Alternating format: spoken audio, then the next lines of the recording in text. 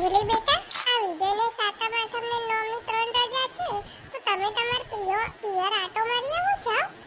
હા મમ્મી, આમ પણ મને કેટલા ટાઈમથી ઘણી ઈચ્છા છે મારા પિયર જવાની, એટલે હું આ વખતે આમને રજા છે એટલે મમ્મી બી કહેતી હતી, કાલે જ ફોન આવ્યો હતો કે આવી જાને બેટા મળવા માટે, તો હું હવે મળી આવું મમ્મી. અને આમ પણ સાતમ આઠમ છે તો મજા આવશે એટલે જઈ આવીશું. હા બેટા, જઈ આવજો, હું વિજયને કહી દઈશ. હાલો બા. હા બેટા બોલ. કેમ છો, મજામાં ને? હા બેટા મજામાં, તું કેમ છે? હા બા, હું પણ મજામાં. કઈ નહીં બા, આ તો સાતમ આઠમ આવે છે એટલે હું રોકાવા આવવાની છું. અને હા, મને ખાખરા બહુ ભાવે છે એટલે તું બનાવીને રાખજે. અરે બેટા, આ વખતે તારા ભાભી પિયર જવાના છે સાતમ આઠમ કરવા, એટલે આપણે ખાખરા બહારથી મંગાવી લઈશું. વાહ ભાઈ વાહ, તારી વહુ તો ભારે ઉતાવળી કહેવાય હો મમ્મી. ખબર પડી કે નણંદ આવે છે એટલે એમને તો પિયર જવાનું પ્લાન પણ બનાવી દીધો. અરે બેટા, એવું નથી, એને મેં જ કીધું કે તું તારા પિયર જઈ આવ. એ મમ્મી, બહુ મોઢે ના ચડાવતી નહીં તો તું જ પછતાઈશ. એવું કઈ નથી બેટા, તને ખબર છે એ મારું કેટલું ધ્યાન રાખે છે? તને તો ખબર જ છે કે મને શુગર છે એટલે મારા પગમાં કેટલી કળતર થાય છે.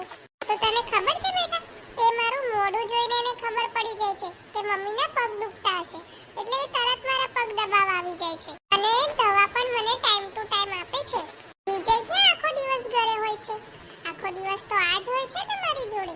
હા ભાઈ હા, તમારી વહુના વખાણ બંધ કરો. અને છે ને, મને તૈયાર ખાખરા નથી ભાવતા, એમાં ગમે તેવો લોટ મિક્સ હોય. સારું, તું આવ તો ખરી. ગાડે છે ને એક નવી દુકાન ખોલી છે, ત્યાંના ખાખરા એના બધા લોકો ખરીદે છે, તો આપણે ત્યાંથી લઈ આવીશું. હા સારું, જય શ્રી કૃષ્ણ. હા બેટા, હું પણ ફોન મૂકું છું. જય શ્રી કૃષ્ણ. બેટા, તારી નણંદ આવવાની છે સાતમ આઠમ કરવા. એવું છે મમ્મી? હા તો બહુ સારું કહેવાય. આમ પણ એ કેટલાય ટાઈમથી નતા આવ્યા, અને મમ્મી એવું હોય તો એ આવતા હોય તો મારે પિયર નથી જવું. અરે નાના બેટા, હું છું તો ખરી, તમે જાઓ, હું બધું સંભાળી લઈશ. ના ના મમ્મી, એ અહીંયા આવીને હું જતી રહું તો સારું ના લાગે, અને પછી એમના મનમાં પણ એવું થાય ને કે હું આવી અને ભાભી જતા રહ્યા. સારું બેટા, આ મારી વહુ મારી દીકરી માટે કેટલું સારું વિચારે છે. અને મારી દીકરી વિજય, ઉઠો હવે, બેન આવવાના છે તો ખાખરા બનાવવાના છે. હું શું કરું? તમે ઉઠો અને લોટ અને બાકી સામાન લેતા હો તો હું અને બા ખાખરા કરી નાખીએ. સારું, તું જા, હું આવું છું. અરે વિજય, તું ક્યાં જાય છે સવાર સવારમાં? અરે બા, ખાખરાનો સામાન લેવા. અરે કઈ નથી જવું. પણ કેમ? આપણે બહારથી મંગાઈ લઈશું ખાખરા. પણ બા, બેનને એમ થશે કે આપણે ખાખરા ના બનાવ્યા. એને કઈ નહીં થાય, તું એને આવા તો દે, હું બધું સંભાળી લઈશ. તું તાર બેસ. સારું બા. જય શ્રી કૃષ્ણ બા. ઓ જય શ્રી કૃષ્ણ બેટા, આવ આવ બેસ. અરે બેન આવી ગઈ. ભાઈ કેમ છો? મજામાં હો બેન. એ કુમાર ના આવે? તારા જીજાજી જોડે વળી તારા જેવો ક્યાં ટાઈમ હોય છે? ક્યાંય ફરવાય ના લઈ જાય, એમને તો બસ કામ કામ ને કામ. જો ને, મારે એકલા આવવું પડ્યું, મૂકવા પણ ના આવ્યા. ઠીક ગયા બેન? કેમ, તમને કઈ વાંધો છે? તમે તો જવાના હતા ને? ગયા નહીં કે પછી કોઈએ તમને તેડાવ્યા નહીં? ડોમીને કોણ સમજાવે કે આવી છે એટલે આ નથી ગઈ. મમ્મી, ભાભી તો ગયા નથી, તો તમે ખાખરા તો બનાવ્યા હશે ને? ના બેટા, આપણે ખાખરા બહારથી લાવીને ખાવાના છે. સારું, છોડે બધી વાત, ચાલ આપણે ખાખરા લઈ આવીએ. હા સારું, ચલો. તું ભાભીને બહુ મોઢે ના ચડાવતો. બહાર ફરવા લઈ જાય છે તો ઠીક, પણ બહુ ખોટા ખર્ચા ન કરતો. આહો, એ બધું તારે મને કહેવાની જરૂર નથી, એ બધું હું ધ્યાન રાખું જ છું. હું તો સાચું જ કહું છું, પણ મારી વાત ક્યાં કોઈને ગમે છે?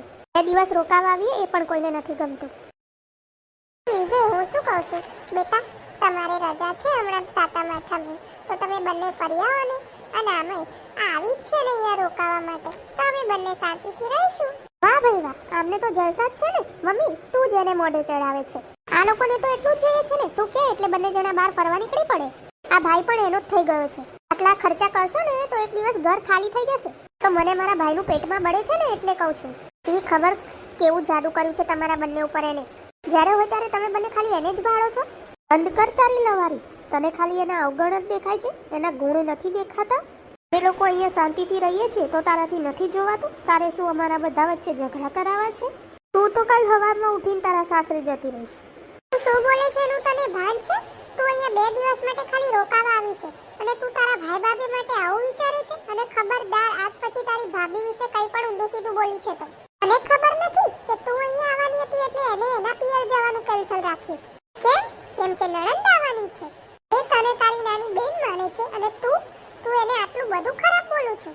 સાંભળ, તું પણ એક ઘરની વહુ જ છું. કાલે ઉઠીને તારી નણંદ આવે તો તું શું કરું? તું અહીંયા આવી છે, નણંદ થઈને આવી છે, તો શાંતિથી રહે. તું મારી વહુ વિશે ખોટા શબ્દ બોલવાનું બંધ કર. તને નથી ખબર બેટા કે મારા માટે કેટલું કરે છે? મારી બીમારીનું એ કેટલું ધ્યાન રાખે છે, મને કેટલી સાચવે છે, ટાઈમ ટુ ટાઈમ જમવાનું, ટાઈમ ટુ ટાઈમ દવાઓ, એ મારું એટલું ધ્યાન રાખે છે કે એટલું કોઈ બીજી વહુ ના રાખી શકે.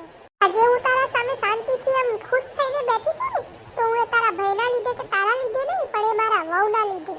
જરાક તો વિચાર કર બેટા કે તું કોકના ઘરની વહુ છે અને એ પણ આ ઘરની વહુ થઈને આવી છે. તું હસી ખુશીથી રહે ને બેટા, આ રીતે હાથ શું કરવા લગાડું છું? આવી છે તો 2 દિવસ ભાઈ ભાભીનો પ્રેમ મેળવ. અમે આવા સંસ્કાર આપે છે તને કે તું એક માં અને એક દીકરાને ચડાવે છે? મને તો એમ થાય છે કે કેમ તું મારી દીકરી છે. મને તો પસ્તાવો થાય છે કે આવી દીકરી મેં પેદા કરી. ત્યાં સુધી મને તારા માટે બહુ જ માન હતું બેટા, પણ એ બધું માન હવે ઉતરી ગયું છે.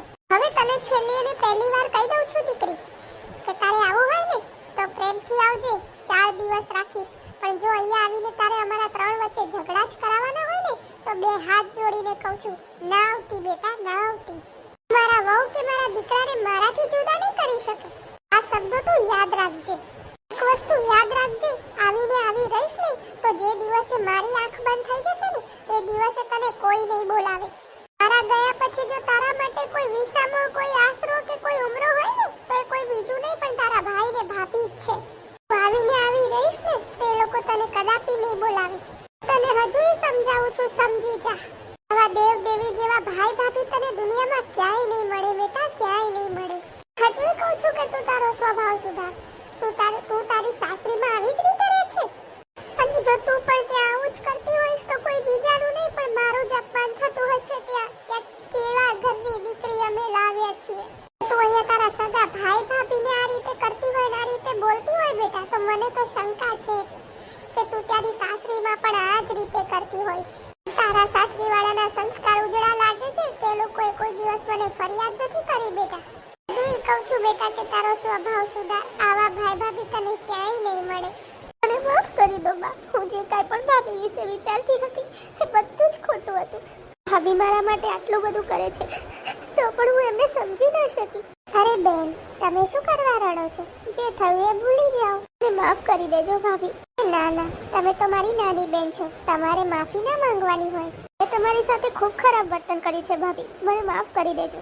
ભાભી, હવે હું આવું ક્યારેય નહીં કરું. હું સમજી ગઈ છું કે દુનિયામાં સૌથી બેસ્ટ મારા ભાઈ ભાભી અને મારા મમ્મી છે.